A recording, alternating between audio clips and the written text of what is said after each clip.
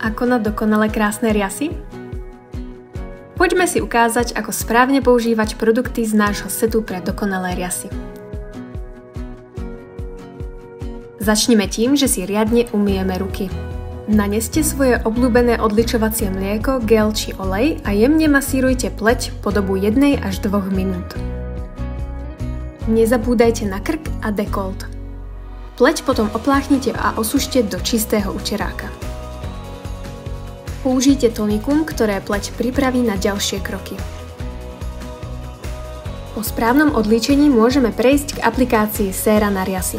Aplikátor je navrhnutý priamo pre aplikáciu na riasy.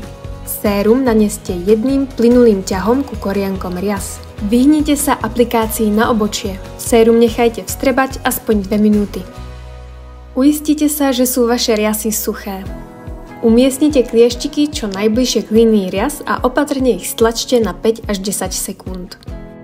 Pre intenzívnejší efekt môžete postup opakovať, ale vyhnite sa nadmernému používaniu. Pred aplikáciou liniek pripravte viečka. Použite zmatňujúcu bázu alebo púder pre dlhšiu výdrž.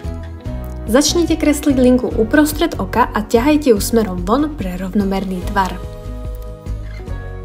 Dokreslite vnútorný kút a snažte sa, aby linka bola čo najtenšia.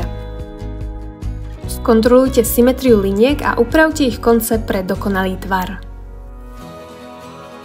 Aplikujte maskaru plynulými pohybmi od korienkov ku končekom rias. Aplikátor oddeluje a natáča riasy pre maximálny efekt.